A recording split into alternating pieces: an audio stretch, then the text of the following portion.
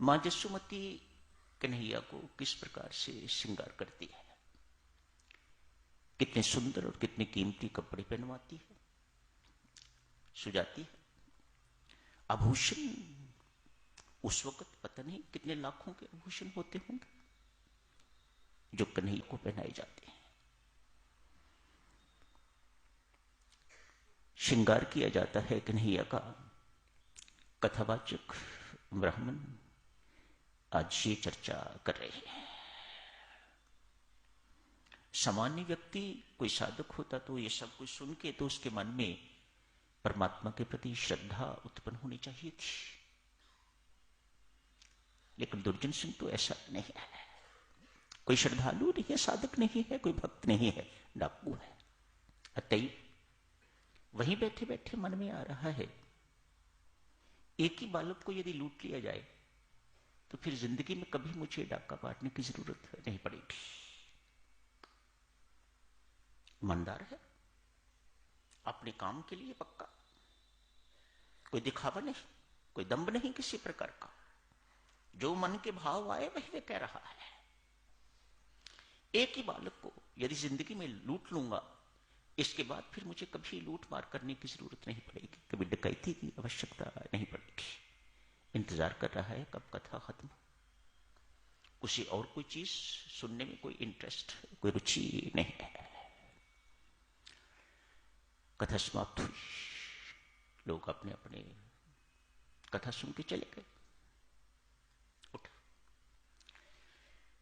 ब्राह्मण भी अपनी पोथी इत्यादि जो कुछ चढ़ा हुआ इत्यादि चढ़ा है उसको इकट्ठा कर रहा है, पोथी समेट रहा है, बंद कर रहा है उसको।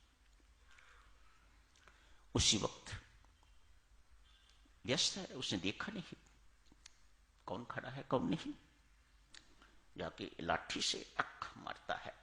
दुर्जन सिंह ऊपर देखते तो दुर्जन सिंह, सोचो बेचारे ब्राह्मण की क्या हालत हुई होगी। कहा महाराज यही है सब कुछ, ये पोथी समेत आप ले लीजिएगा, ये आज का चढ़ावा, फूल फल जो कुछ भी चढ़ा है, ये पैसे जो कुछ भी है, ये सब ले लीजिएगा, पोथी समेत ले लीजिएगा। हाथ जोड़े, आप मेहरबानी करके ये लेके यहां से जाइएगा, मानो मेरी जान बच जाएगी। इसका क्या भरोसा, कुछ मिला वो भी लूट लेगा और उसके बाद जिसने दिया है उसे भी लूट लेगा, मानो मार डालेगा, उसे खत्म कर देगा, उससे इसका कोई भरोसा नहीं है। लोग इतने घबराते हैं उससे एवं उसके नाम से। दुर्जन सिंह कहता है पंडित मुझे इस सब की जरूरत नहीं, मेरे पास बहुत है। जिस बालक की चर्चा कर रही थी उस बालक का पता बताओ, व्हाट इज हिज एड्रेस,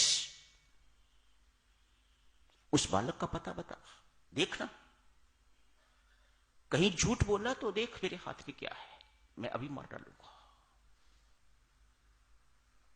कहा महाराज जो कुछ जितना मैंने पढ़ा है, यमुना का किनारा है, वृंदावन है, उस जगह का नाम जहां जसुमती गोकुल वृंदावन, जहां जसुमती इस नंद के लाल को, इस पुत्र को कपड़े पहनवाती है, अनमोल गहने पहनवाती है, इससे अधिक मुझे और कुछ पता नहीं। मैं सच कहता हूं। ब्राह्मण अपने कानों को हाथ लगाता है, इतना ही मुझे पता है, यमुना के किनारे है वह जगह जहां श्रृंगार करती है जसुमती, और ये बालक जंगल में जाता है, वन में जाता है, वहां जाके गौएं चराता है, बस इससे अधिक मुझे कुछ पता नहीं। ठीक है, आज दुर्जन सिंह घर नहीं गया।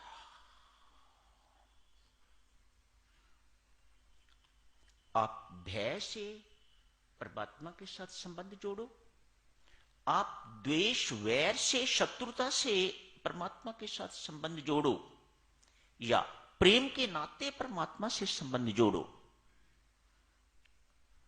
प्रेमा भक्ति, भय भक्ति, वैर द्वेष भक्ति, मानो इनमें से किसी भी संबंध से परमात्मा से संबंध जोड़ो, किसी भी नाते से परमात्मा से संबंध जोड़ो तो साधक जनों कल्याण होके रहेगा। कंस भयभीत है तो किससे?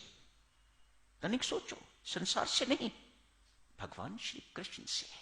तो भगवान श्री कृष्ण का चिंतन हो रहा है। मरीच भयभीत है तो किससे? प्रभु राम से। तीर मारा था,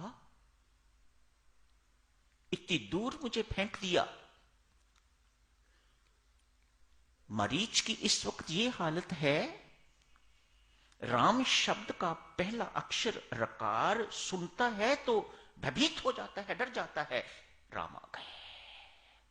मानो सारी की सारी वृत्तियां, all his thought process are focused at Ram.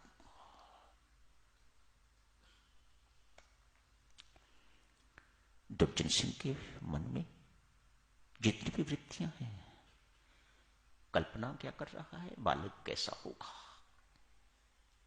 ये पंडित कहता है बहुत सुंदर, कितना सुंदर होगा, कैसा सुंदर होगा। आज मेरी मुलाकात होने जा रही है, कहीं ऐसा तो नहीं कि जसुमती ने आज उसकी मां ने कहीं गहने कम बनवाए हो। हर सोच इसी संबंध में। चलते चलते एक नदी दिखाई दी, कौन सी थी पता नहीं। संयोग की बात देखिएगा, उस नदी के किनारे एक गांव भी था। बात बन गई, यही है यमुना, यही है गोकुल, जहां वो कन्हैया रहता है। जंगल भी, अतएव खोज शुरू हो गई। मैं ठीक जगह पर पहुंच गया। यही जगह है जिसका वह कथावाचक वर्णन कर रहा था। खोज शुरू हो गई। सारी की सारी वृत्तियां, देवियों, सब कुछ डाकू दुर्जन सिंह का भगवान श्री कृष्ण पर फोकस्ड, केंद्रित है। उसे उस बालक के अतिरिक्त कुछ दिखाई नहीं दे रहा। उस बालक के बारे में ही सारी सोच विचार, सब कुछ उसी के बारे में। कहते हैं बांसुरी बजाता है, कैसी बांसुरी बजाता होगा, नन्हा है, छोटा है, कहां से सीखी होगी, कैसी बांसुरी बजाएगा। कहते हैं मां पायल भी पहनाती हैं तो ठुमक ठुमक चलता होगा। सारे के सारे विचार जितने भी है, सब इस वक्त उस नन्हे बालक पर केंद्रित है, जिसके विचार, जिसकी वृत्तियां सिर्फ परमात्मा पर केंद्रित है। परमात्मा उसे अनदेखा तो नहीं कर सकता। उधर तारे खड़क रहे हैं, तारों की आवाज उधर पहुंच रही है, झंकार भगवान श्री कृष्ण को पहुंच रही है, वह सुन रहे हैं। अतएव डाकू दुर्जन सिंह को कहीं दूर से बांसुरी की मीठी आवाज आनी शुरू हो गई है।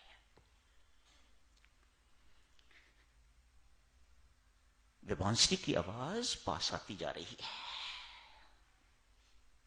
दूरस्थ, दूर से सुनाई देनी शुरू हुई थी, अब पास आती जा रही है। दुर्जन सिंह के पांव वहीं स्थिर हो गए हैं, रुक गया है।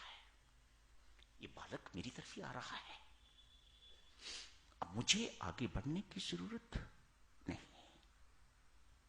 एक पग भक्त आगे बढ़ता है, बाकी की यात्रा परमात्मा स्वयं तय करता है। ये भक्ति का मार्ग है, ये भक्ति का सिद्धांत है। सारा डिस्टेंस, सारी यात्रा यदि भक्त को तय करनी पड़े तो वह बेचारा एक जीवन में यात्रा तय नहीं कर सकता। अतएव उसे सिर्फ इतनी ही यात्रा शुरू करने की आवश्यकता है यात्रा इतनी ही तय करने की आवश्यकता है, एक कदम चले, शेष की यात्रा भगवान स्वयं पूरी करेंगे। तो यही समाप्त करने की इजाजत दीजिएगा, शेष चर्चा कल कर लेंगे। अगले रविवार को यहां नहीं, फिर अगले रविवार तक तो भूल भी जाओगे, अब कल ही कर लेंगे इस चर्चा को खत्म। जिस रविवार को यहां होगा कोई और दूसरी चर्चा शुरू कर लेंगे। यही समाप्त करने की इजाजत दें। धन्यवाद।